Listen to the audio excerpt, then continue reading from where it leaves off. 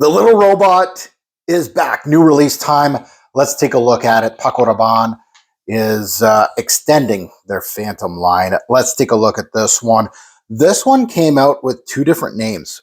They initially, before launch, they named this Phantom Night. And then all of a sudden they brought that back and now they're calling it Phantom Parfum. Either way, same fragrance. So if you see reviews on Phantom Night or Phantom Parfum, it's the same thing by Paco Rabanne. Let's take a look at the note breakdown. I don't know about this bottle, but let's take a look at the note breakdown. In the top, we have cardamom, rhubarb, bergamot, and lemon. Let's pause. Rhubarb. Okay, nice. Heart, lavender, patchouli, geranium, and cedar.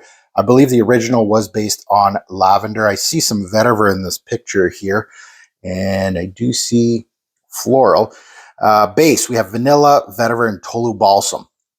So the nose behind this is the three-headed monster, Juliet Caragozoglu, Dominique Rapillon, and Flippo. So all three of them, I know they have some great resumes. So especially Rapillon's one that I am really interested in, All-Star Perfumier.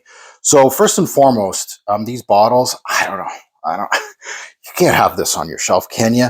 That is a tacky bottle. Paco Rabanne, probably the king of tacky bottles. Now that we got that out of the way, the noses, all excellent noses, first and foremost. The note breakdown really, to me, doesn't show me anything new in the game. There's an interesting note of rhubarb, of course, so that's an interesting note. This is one of those releases that, it's just a fluff designer release to me personally. I feel like this is for the noobs out there, and I don't mean that in a bad way. I just mean like somebody that's new to the game.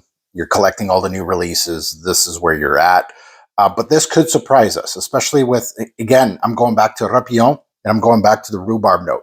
But I don't see it in the picture, so I'm assuming this is going to be a heavy vetiver floral thing, perhaps the lavender, of course.